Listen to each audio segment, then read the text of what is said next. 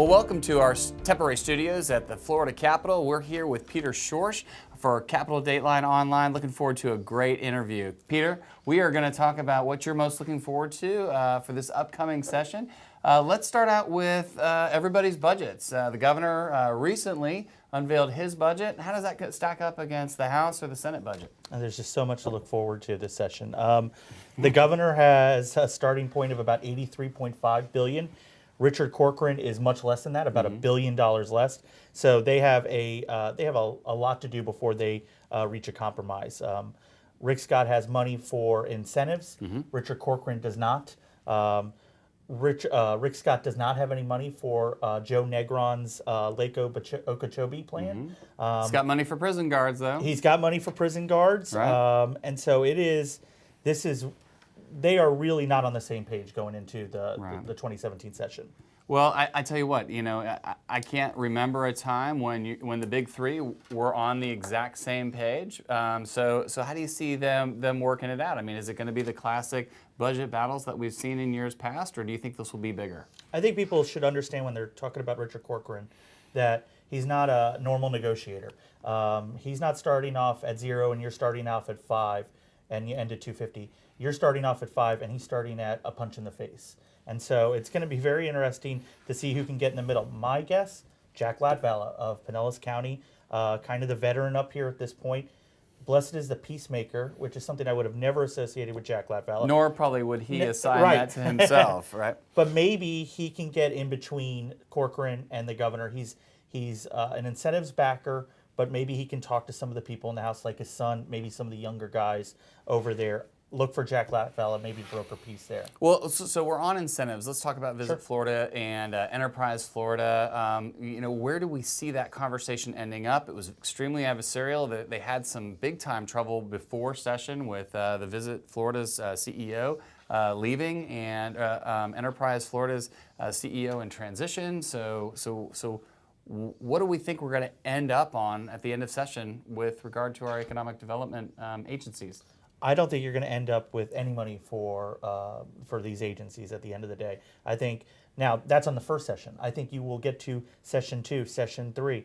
They're telling people don't give up your apartment leases until July. That's going to be the point where Richard Corcoran's going to get up on the roster and say, we are not going to give this money away, where he's going to be backed up by Americans for Prosperity, and you'll see the session gavel out.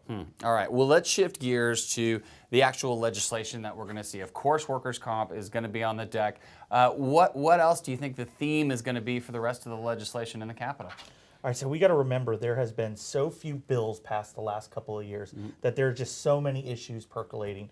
Workers' comp, you're going to see an effort to repeal PIP. You're going to see the trial lawyers do a bodily injury requirement, which will have the insurance industry scurrying. That's on the insurance side. You're going to see a bunch of reforms to healthcare coming out of Jason Brodeur's committee. But my favorites are the vice issues. They're the kind of big ticket ones that they're sexy. People know them. Some people use them, get engaged in them. Little Smuggler's Blues, little Miami Vice soundtrack for this session. Should be good. I think let's start, the big one is medical marijuana. That Amendment 2 implementation. It's a question of whether or not you're going to have 7 families or you're going to have the whole world. It's like 1950 New York. Let's talk about what kind of families. Right. You're going to have... Mario Puzo could write this script. Is this what we're thinking? Well, I wouldn't, some of these are big multinational, corporations, but some of these guys are just farmers.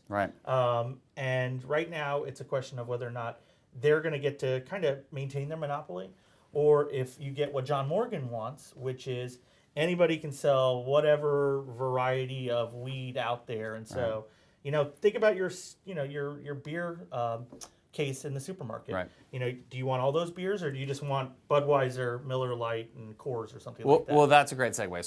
So let's talk about the supermarket, and they're calling it the wall, obviously, but they used to call it the door in the store. How do we see this issue? Because it's really shaping up to be a battle between your independent alcohol sellers and your large retailers that want to be able to have a door in their facility that you can walk through to a separate facility to buy alcohol directly. And here's where it gets really interesting: right now it's a priority for the Senate President Pro Tem Anna Flores. getting rid of that wall, which would benefit Walmart and Target. You'd be able to go and get Wheaties and Whiskeys, as they like to say. Right. But the person most opposed to it is a future Senate President, Wilton Simpson. He's got a small mom and pop shop down in his district named Publix, and I've heard of that small family-owned grocer. They still want the wall up there because they've built all these stores with the walls in there, right. and so look for a titanic battle between. Not to mention versus CEO Walmart. Bales at ABC. Yes, I mean yeah. they're everywhere as well. So all right, so we go from weed to alcohol to what else can we add into the vice mix? Well, once you're fueled up, you want to head out to the casino. Of course, right? So, right. The big issue, as a lot of these are we going to have a gambling compact one more time? The compact is expired. Rick Scott and Bill Galvano have been trying to negotiate a new compact. Basically, it's a problem. Our friend Mark Caputo says it's a problem of the thirds in the House. Right. A third of the House doesn't want any gambling. A third of the House is in bed with the pari-mutuels and so forth. And then a third of the House wants to do full-on gambling. Right. And you can never get 2/3 to pass a bill out of there. But one of the things that they probably need to resolve is, you've got slot machine referendums throughout the state right now. Got one in Supreme Court challenge You've right got now. Supreme Court challenge. And then also part of that is what everybody does. I know I do. I'd expect you do it. Daily fantasy sports. Sure. A lot of people, I think 1 million Floridians participate in FanDuel and DraftKings, and there's some bills to basically legalize that or the argument make is it not illegal. A game of skill versus a game of chance. Which it is, of course. Right. Well, of course. I mean, it takes for skill those to people pick. that choose to play in that world. Right. Exactly. Okay. All right, so in the words of Ice Cube, I think the end result on gambling is shake 'em up, shake 'em up, shake 'em. We just don't know where it's going to land, right? I don't even know if I can top that one. We don't know where it's going to land. I think you will get a compact through that. It's going to be amazing. They're going to pass a gambling compact, but they're going to say that there's less gambling in the state.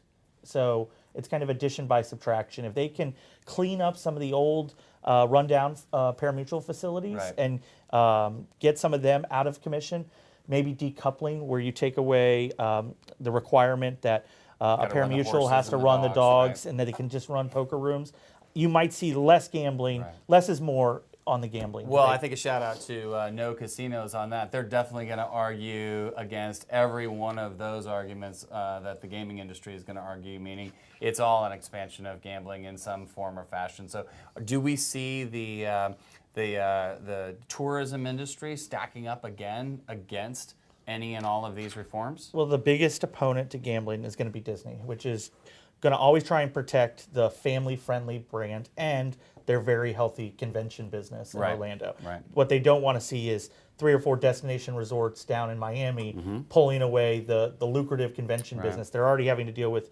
Universal taking some of that.